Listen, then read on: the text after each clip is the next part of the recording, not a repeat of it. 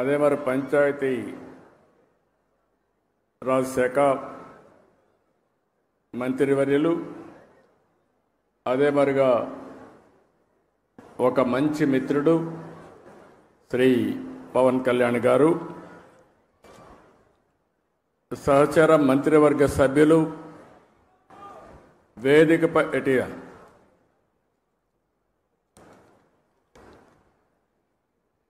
కందుల దుర్గేశం గారు, పొంగూరు నారాయణ గారు, గౌరవ శాసనసభ్యులు Tenali Sravan Kumar garu, chairman pollution control board Krishnaiah garu, Amaravati development corporation chairman Lakshmi Parthasarathi garu, special CS అటవీ శాఖ Anantharam garu, principal chief conservator of forest Ajay Kumar గారు.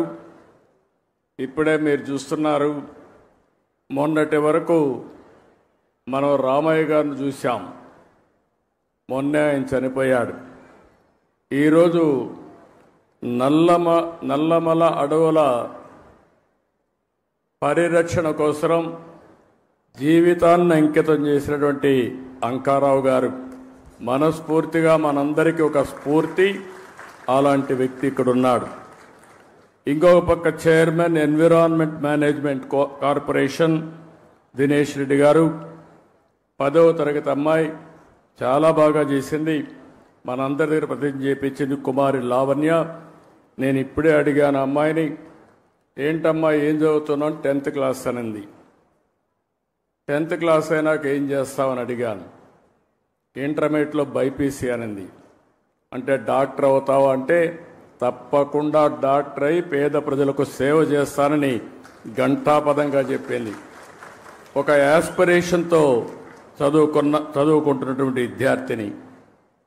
అదేవిధంగా ఈ కార్యక్రమానికి ఇచ్చేసిన ప్రజాప్రతినిధులకి, పెద్దలకు, ఈరోజు 1000 మంది విద్యార్థులతో మొక్కలు నాటే కార్యక్రమానికి శ్రీకారం చుట్టాం. ఈరోజు మీరు చేసిన కార్యక్రమం అమరావతిలో ఒక చరిత్ర సృష్టించబోతుంది. ఈరోజు ఒక్కరోజే మన మిత్రులు ఉప ముఖ్యమంత్రి గారు చెప్పినట్టు 1 కోటి చెట్లను నాటుతున్నాం. ఈ సంవత్సరం 5 కోట్ల మొక్కలు నాటబోతున్నాం. అయితే ఈ 5 కోట్లే కాకుండా 50% గ్రీన్ కవర్ ఈ రాష్ట్రంలో ఉండాలి. 50% గ్రీన్ కవర్ ఉంటే దానివల్ల ఇంపాక్ట్ ఏ విధంగా ఉంటుందో మనం అందరం కూడా ఆచరించి దేశానికే కాకుండా ప్రపంచానికే ఒక ఆదర్శంగా నిలవాల్సిన అవసరం ఉంది.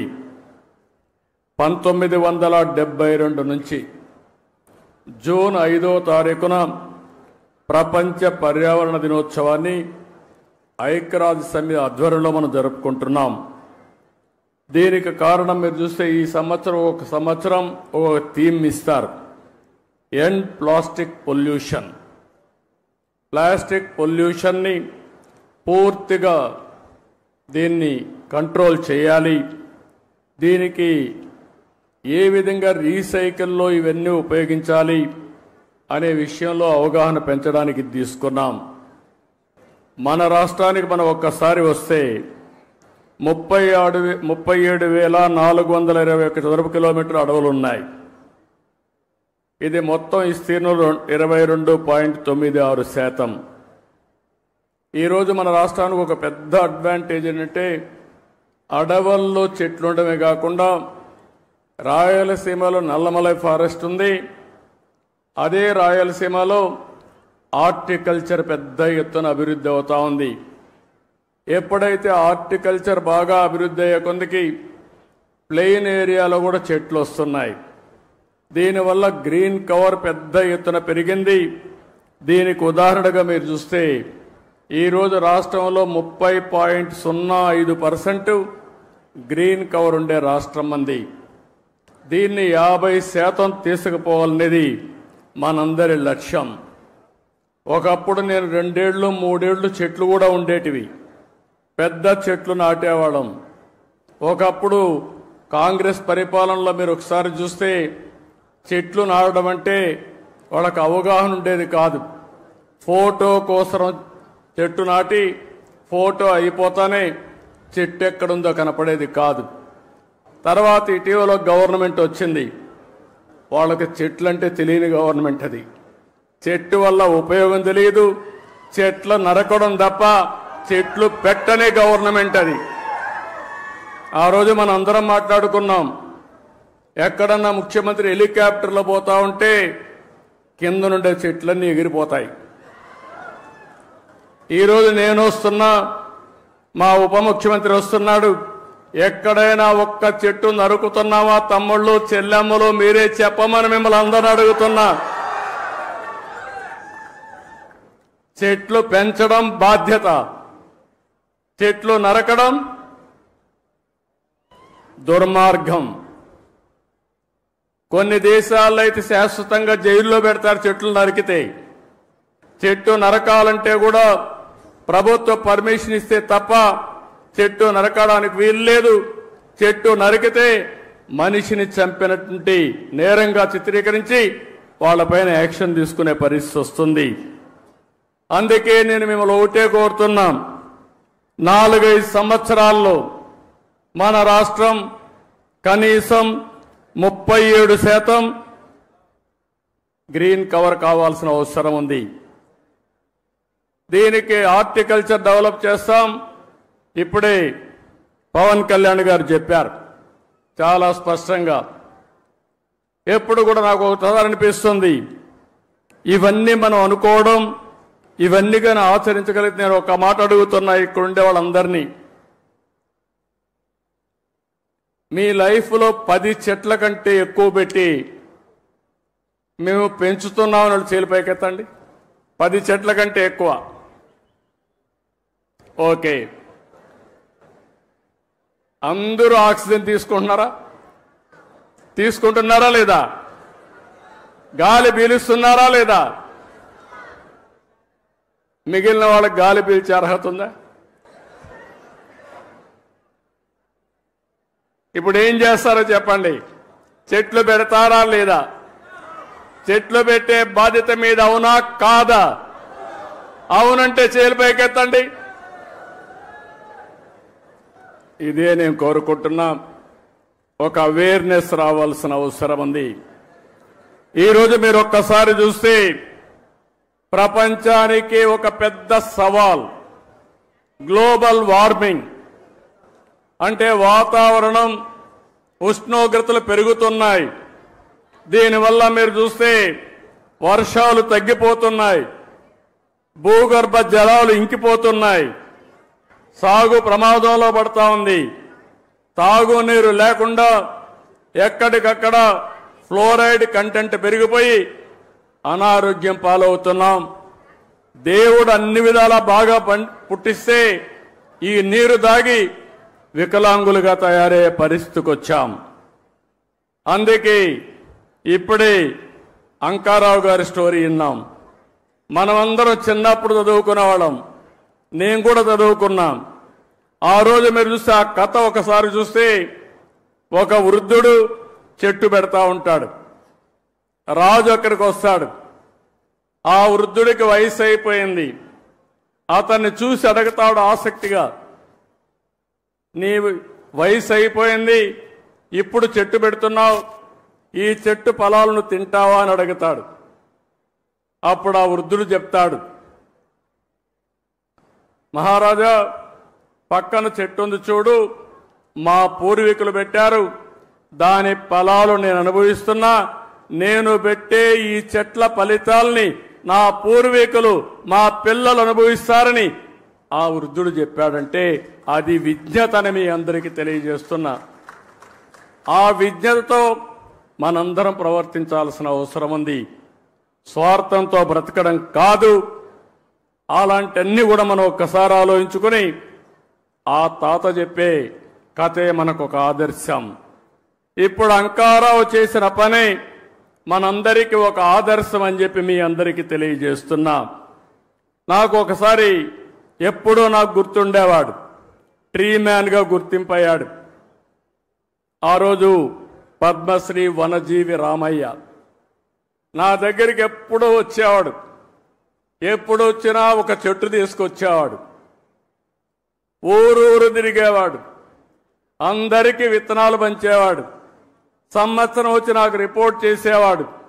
నేను ఈ కార్యక్రమాలు చేస్తా ఉంటే ఆయన ఎప్పటికప్పుడు ప్రోత్సాహపడి ఉత్సాహవంతుడై రోజుకు ఒక మొక్క నాటేవాడు. ఆయన నాటడమే కాదు, అందరి దగ్గర నాటిచ్చేవాడు. ఆ చెట్లను పెంచే కార్యక్రమాన్ని కూడా ఆయన నిర్వహించాడు. అందుకే కేంద్ర ప్రభుత్వం పద్మశ్రీ అవార్డు ఇచ్చింది. దీన్ని మనస్ఫూర్తిగా నేను అభినందిస్తున్నాను. ఆయన ఒక్కసారి స్మరించుకోవాల్సిన బాధ్యత మనందరిపైన ఉందని చెప్పి కూడా నేను మీకు తెలియజేస్తున్నా. ఈరోజు మనం అందరం కూడా గుర్తుపెట్టుకోవాల్సింది స్వర్ణాంధ్ర, స్వచ్ఛాంధ్ర. స్వర్ణాంధ్ర అనగానే ఏదో ఎక్కువ ఆదాయం రావాలి. నేను అందుకే చాలా స్పష్టంగా చెప్పాను. స్వర్ణాంధ్ర అంటే ఆదాయం పెరగాలి, ఆరోగ్యం బాగుండాలి, ఆనందంగా ఉండాలి. వెల్తీ, హెల్తీ, హ్యాపీ సొసైటీ కోసం మనం పనిచేస్తున్నాం. ఇది జరగాలంటే పర్యావరణాన్ని కాపాడుకోవాలి. పెద్ద ఎత్తున ఈరోజు నేను చూశాను ఒక స్టాల్ కూడా. ఇక్కడ మా మంత్రి నారాయణ గారు ఉన్నారు. ఉప ముఖ్యమంత్రి గారి దగ్గర 2 బాధ్యతలు ఉన్నాయి. ఒకటి మీరు చూస్తే ఎన్విరాన్మెంట్, ఫారెస్ట్ ఉంది. దీనివల్ల మనందరినీ ఆరోగ్యం కాపాడాలంటే ఫారెస్ట్ మినిస్టర్గా ఉప ముఖ్యమంత్రి గారు చాలా కీలకం అని చెప్పి కూడా నేను మీకు తెలియజేస్తున్నా. నా మనసుకు దగ్గరుండే సబ్జెక్టు పర్యావరణం, చెట్లు పెంచే కార్యక్రమం అని చెప్పి కూడా నేను మీకు తెలియజేస్తున్నాను. ఈరోజు ఇక్కడ ఒక విషయం ఆలోచిస్తే, నేను చిన్నప్పుడు హై స్కూల్కి పోయేవాడిని. మా ఊరి నుంచి 6 కిలోమీటర్లు నడవాలి, కొన్ని రోజులు సైకిల్లో పోయేవాడిని. మా ఊర్లో ఒక ఆయన సోషల్ యాక్టివిస్ట్ ఉండేవాడు, కేశవయ్య నాయుడు గారిని. ఆయన పని ఎక్కడన్నా అడవుల్లోకి మేకలు వచ్చినా, అటవీ సంపద ఎవరన్నా కొట్టేస్తా ఉన్నా పిటిషన్లు పెట్టి యాక్షన్ తీసుకునే కార్యక్రమం చేసేవాడు. ఆ రోజు ఒకరోజు మేము వెళ్తా ఉంటే మమ్మల్ని అందరినీ పిలిచి ఇది కాపాడాలి, మీ సహకారం కావాలని చెప్పి మా దగ్గర ఫారెస్ట్ ఆఫీసర్లకు ఫోన్లు చేపించాడు, మా దగ్గర లెటర్లు పెట్టించాడు. దానివల్ల ఫారెస్ట్ ఆఫీసర్లు వచ్చి ఇమీడియట్గా యాక్షన్ తీసుకునేవాళ్ళు. అంటే ఒక పర్యావరణాన్ని కాపాడడం కోసం విద్యార్థుల్లో స్ఫూర్తి నింపిన వ్యక్తి కేశవయ్య నాయుడు. అలాంటి వ్యక్తి ఇప్పుడు కూడా నాకు జ్ఞాపకం ఉంటాడని చెప్పి మీ అందరికీ తెలియజేస్తున్నా. మీలో కూడా గుర్తుపెట్టుకోవాలి, పిల్లలు బాగా చదువుతున్నారు, నాలెడ్జ్తో ముందుకు పోతున్నారు. భవిష్యత్ అంటే ఒక చదివే కాదు, నాలెడ్జే కాదు, మనం అన్ని రంగాల్లో అభివృద్ధి కావాల్సిన అవసరం ఉంది. ఈరోజు ప్లాస్టిక్ ఉంది, చాలా ప్రమాదకరం. నిన్నే మా కృష్ణయ్య గారు ఒక ఆర్టికల్ రాశాడు, చూశాను. అడవుల్లో ఉండే ఏనుగులు కూడా ప్లాస్టిక్ తిని చనిపోతే దాన్ని పోస్ట్ మార్టం చేసి కొన్ని కేజీలు ప్లాస్టిక్ పేరుకుపోయి ఉంది. అంటే ఎంత ప్రమాదం మీరు ఆలోచించండి. ఈరోజు మనం తినే తిండి కూడా ప్లాస్టిక్ అంతా ఉపయోగించిన తిండి మనం తింటున్నాం. మన పొలాలకేసి అవి అదే విధంగా తయారయ్యే పరిస్థితి వచ్చింది. మన పశువులు కూడా ఈ ప్లాస్టిక్ ఇవన్నీ తిని ఆ పాలు మనం తాగుతున్నామంటే ఎంత వాతావరణాన్ని కాలుష్యం చేస్తున్నామో మనం గుర్తుపెట్టుకోవాల్సిన అవసరం ఉంది. అందుకే ఈ ప్రభుత్వం స్పష్టంగా స్వచ్ఛ ఆంధ్రప్రదేశ్ 3వ శనివారం నిర్వహిస్తున్నాం. నేను ఒకటే మీకు హామీ ఇస్తున్నా, రాష్ట్రంలో ఎక్కడ కూడా చెత్త కాదు, చెత్త నుంచి సంపద సృష్టించే అవకాశం మనకుందని చెప్పి కూడా నిరూపిస్తామని మరొక్కసారి మీ అందరికీ విజ్ఞప్తి చేస్తున్నాను. అందుకే ఈరోజు చూస్తే గుంటూరులో మీరు చూస్తున్నారు, చెత్త నుంచి ఎనర్జీ కరెంట్ ఉత్పత్తి చేసే ప్లాంట్ పెట్టాం, విశాఖపట్నంలో పెట్టాం. ఇప్పటికీ అన్ని ప్లాంట్స్ పెట్టి కంప్లీట్ చేసేవాళ్ళం. కానీ గడిచిన ప్రభుత్వం దీనిపైన కూడా సీతకన్నేశారు. దీనివల్ల ఇబ్బంది పడ్డాం. ఈరోజు నేను ఒకటే హామీ ఇస్తున్నాను, రాబోయే 3 సంవత్సరాల్లో ఇంకా ఒక 3 వేస్ట్ టు ఎనర్జీ ప్లాంట్స్ వస్తాయి. పట్టణ ప్రాంతాల్లో 90% చెత్తంతా తీసి, పొడి చెత్త తీసి ఎనర్జీగా చేసే పరిస్థితి వస్తుంది. రెండోది, గ్రామీణ ప్రాంతాల్లో మిమ్మల్ని అందరినీ ఒకటే కోరుతున్నాను, ఏదైతే ఇంత మునిపి వేస్ట్ కాంపోస్ట్ కింద కొన్ని సెంటర్లు పెట్టాం. ఇక్కడి నుంచి ప్రతి ఒక్క ఇంటి దగ్గర చెత్త కలెక్ట్ చేయాల్సిన అవసరం ఉంది. అందులో నుంచి ప్రోడక్ట్స్ అన్ని సెగ్రిగేట్ చేయాలి. ఏది కూడా వేస్ట్ కాదు, అన్ని రీసైక్లింగ్ ఉపయోగపడతాయి. ఈరోజు ప్లాస్టిక్ని మళ్ళా ప్లాస్టిక్ కానీ ఇప్పుడే ఒక ఎగ్జిబిషన్ పెట్టారు, అనేక వస్తువులు తయారు చేస్తున్నారు.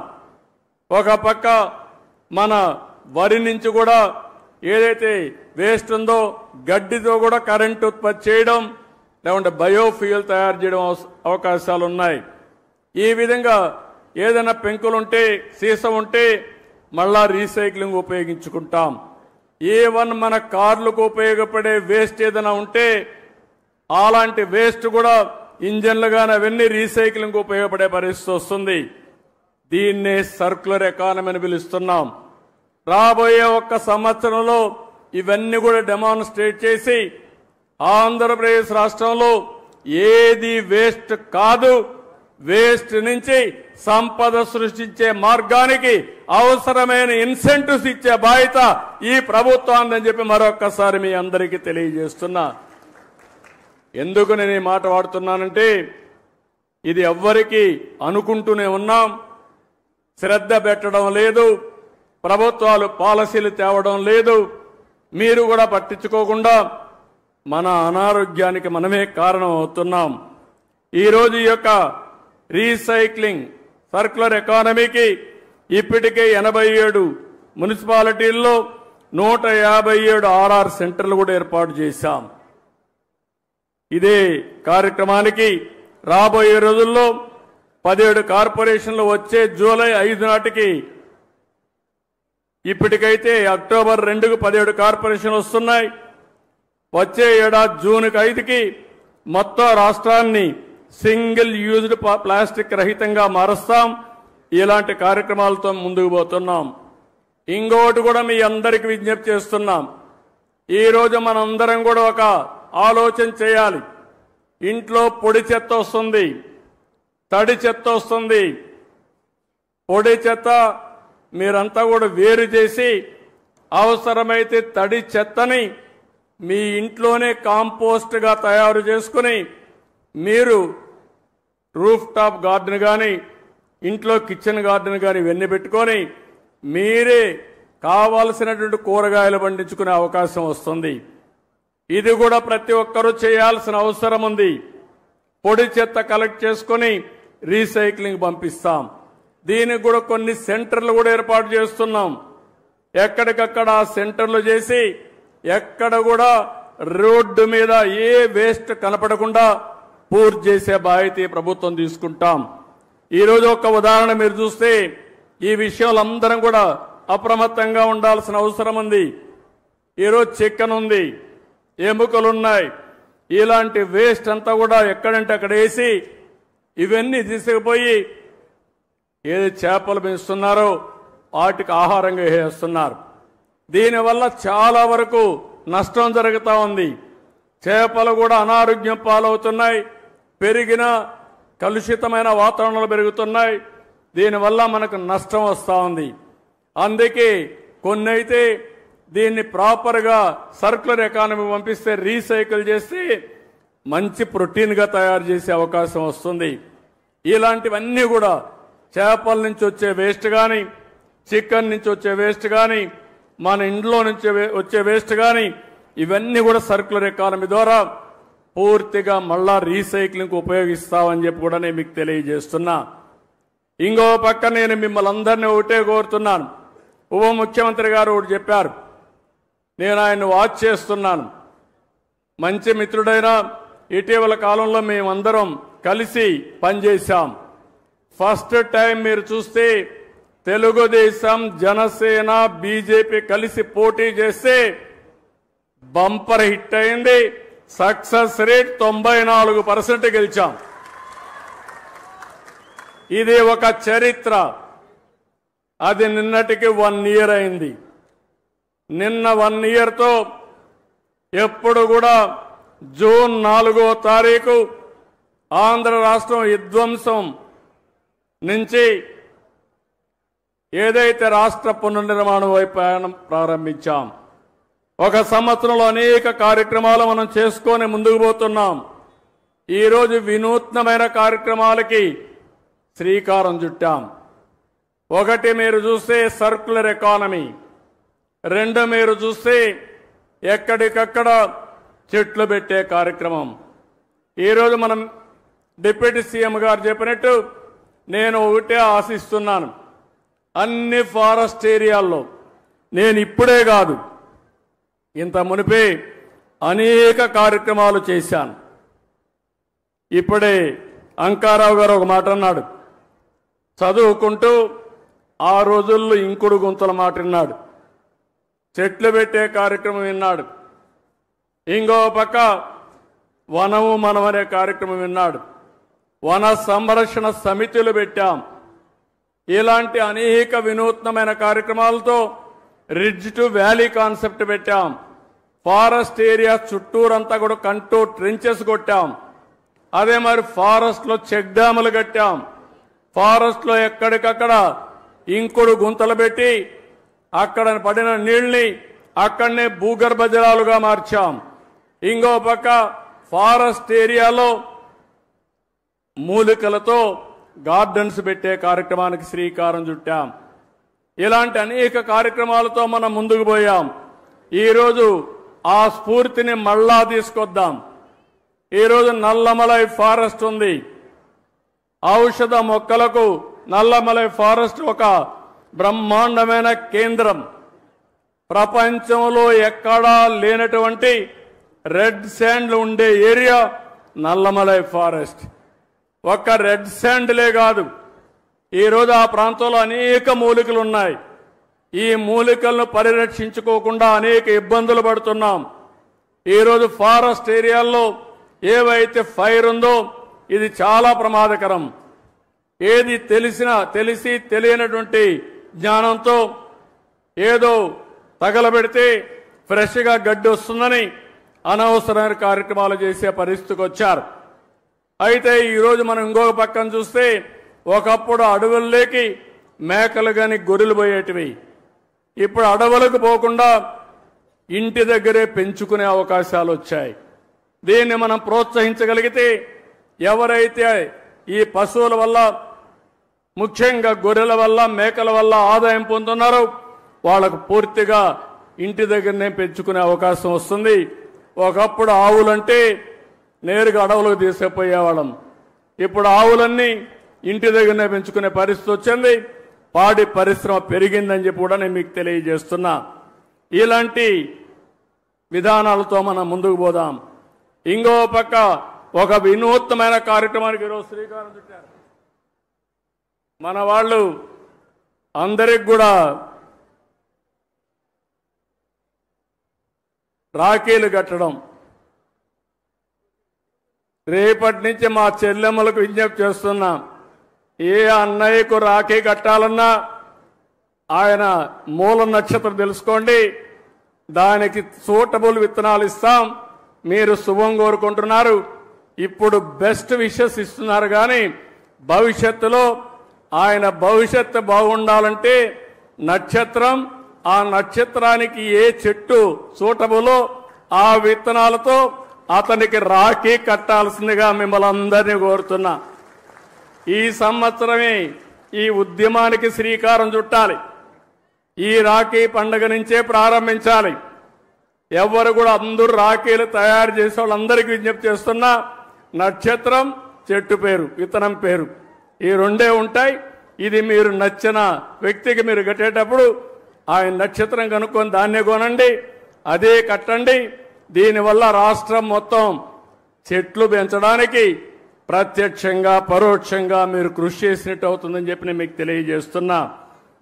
ఈరోజు ఇంకొక పక్కన మీరు చూస్తే నగర వనాలు 61 నగరాల్లో మన నియోజకవర్గాల్లో నగర వనాలు పెట్టారు.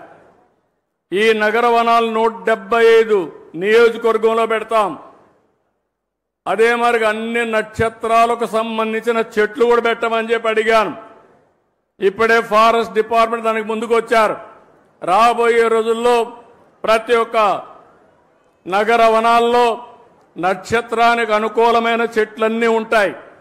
మీరు ఆ చెట్టుకు రాఖీ కట్టడం కానీ నీళ్లు పోయడం కానీ ఆ చెట్టును పెంచి పోషిస్తే మీ నక్షత్ర బలం బ్రహ్మాండంగా పనిచేస్తుంది.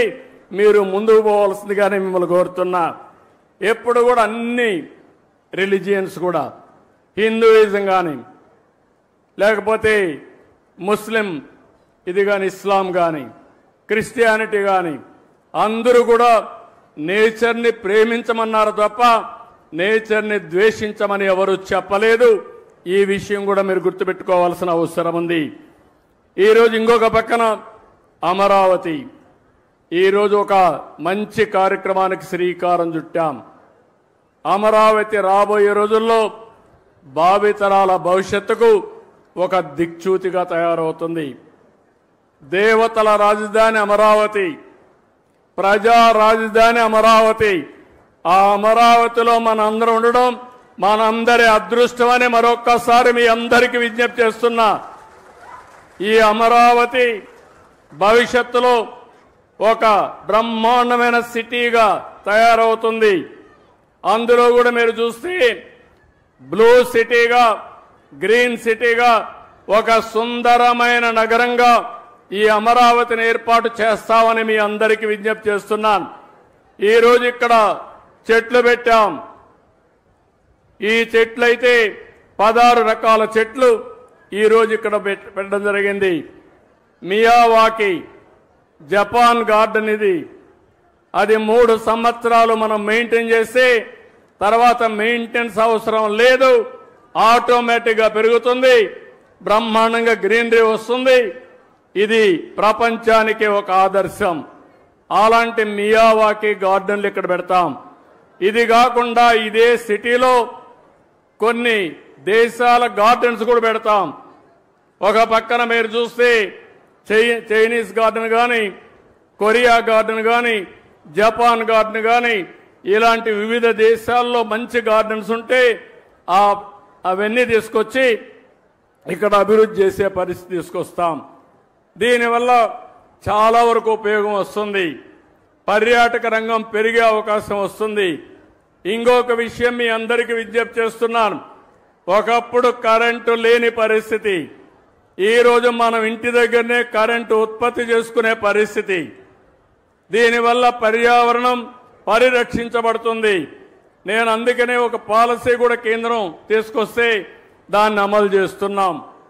ఎస్సీలకు అందరికీ 2 కిలోవాట్లు అంటే 240 మెగావాట్లు కరెంటు ఉచితంగా ఏర్పాటు చేసుకోవడానికి ఏర్పాటు చేస్తాం. వాళ్ళ కరెంటు మిగిలితే గ్రిడ్కి ఇవ్వచ్చు, వాళ్ళ కరెంట్ అవసరమైతే తిరిగి తీసుకోవచ్చు. వాళ్ళు ఉపయోగించుకున్న దానికంటే ఎక్కువ కరెంటు ఉత్పత్తి అయితే డబ్బులు ఇచ్చే ఏర్పాటు కూడా చేస్తాం. వెనుకబడిన వర్గాలకి దగ్గర 98,000 రూపాయలు సబ్సిడీ ఇస్తాం. 3 కిలోవాట్లు పెట్టుకోవచ్చు. ఆ తర్వాత కరెంటు ఛార్జీలు కట్టే పరిస్థితి ఉండదు. అలాంటి వినూత్నమైన కార్యక్రమాలకు శ్రీకారం చుట్టాం.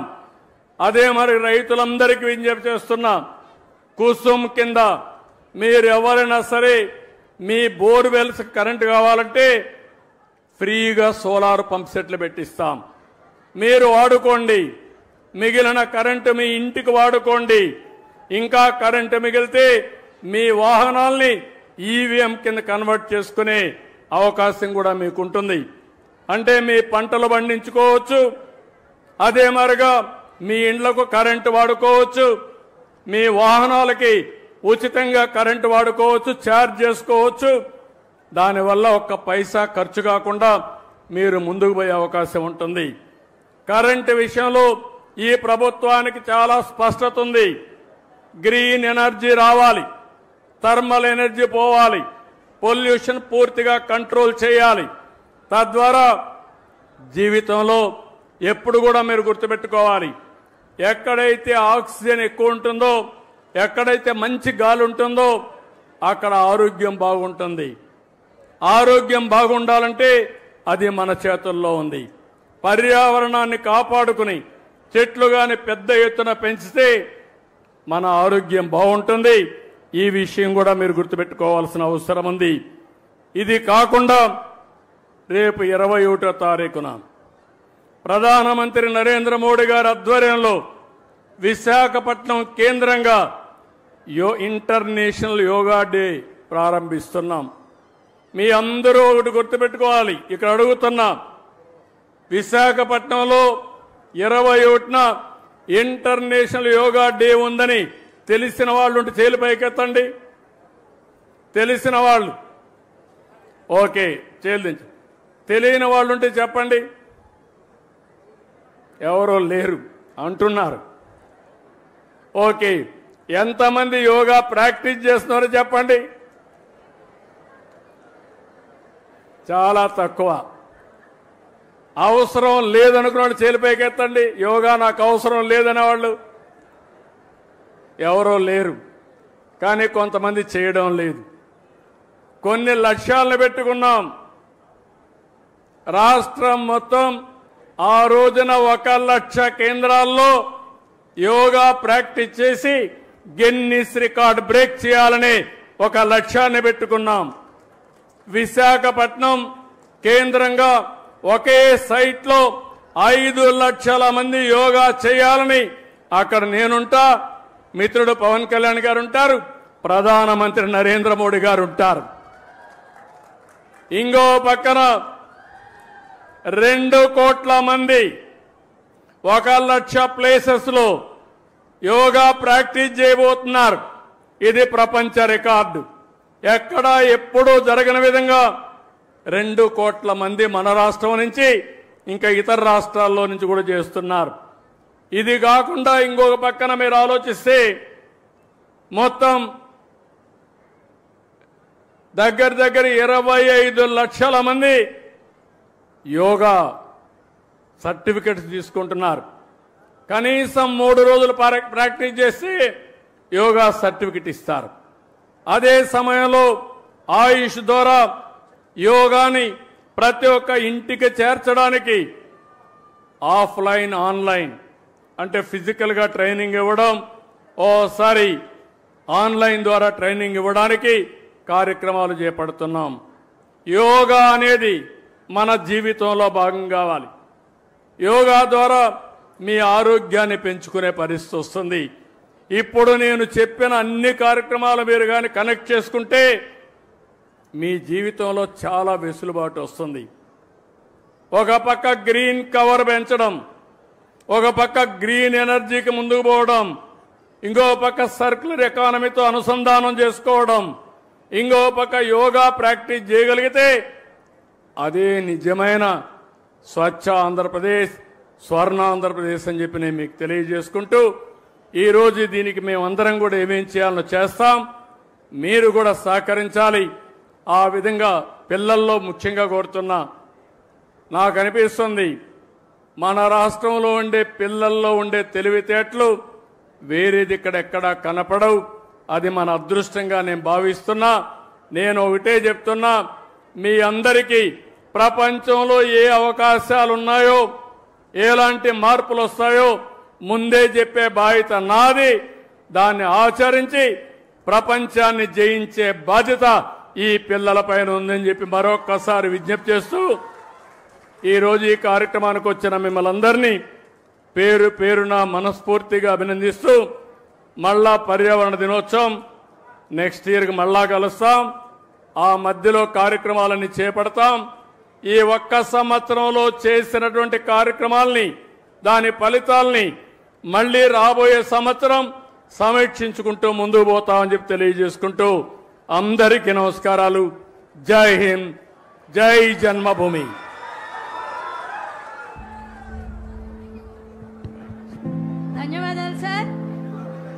Artificial intelligence, computer, quantum computing, artificial intelligence, drones తో ఆంధ్రప్రదేశ్ ను ప్రపంచ ప్రఖ్యాతగా విఖ్యాతగా మారుస్తున్న మన అధినేత శ్రీ చంద్రబాబు నాయుడు గారికి సత్కారం చేయవలసిందిగా, ఒక తీపి జ్ఞాపకం ఇవ్వాల్సిందిగా మన అధికారులను కోరుతున్నాను. మన ఆంధ్రప్రదేశ్ ముఖ్యమంత్రులు తీపి జ్ఞాపికగా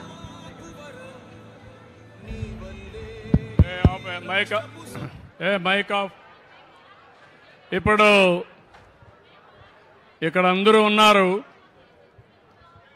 అంకారావు గారికి సన్మానం చేస్తాం.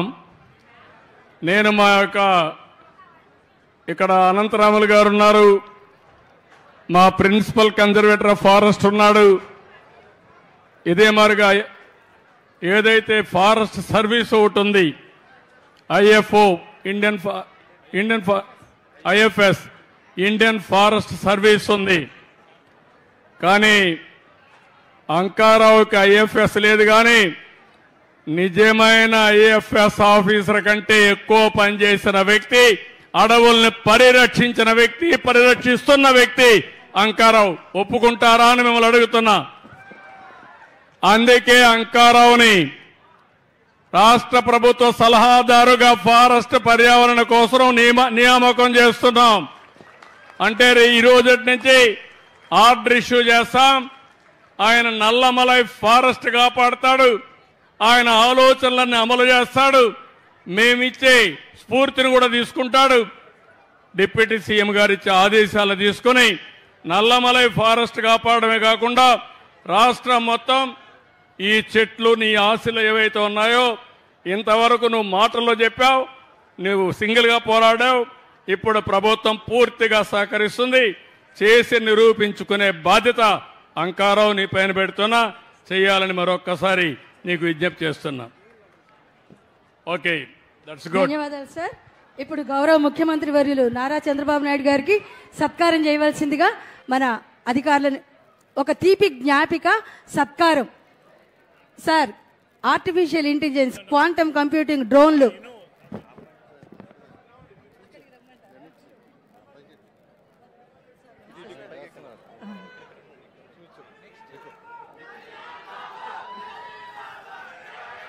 తదుపరి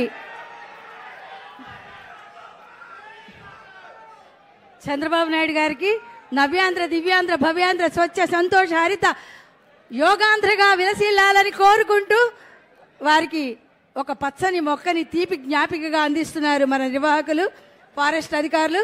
ఇప్పుడు మన ఉప ముఖ్యమంత్రి వర్యులు నిర్భయత్వం, నిష్కపటత్వం, నిర్మలత్వం, నిర్భీతి వారి సొంతం శ్రీ పవన్ కళ్యాణ్ గారు, అంజనాపుత్రులు, వారికి సత్కారం.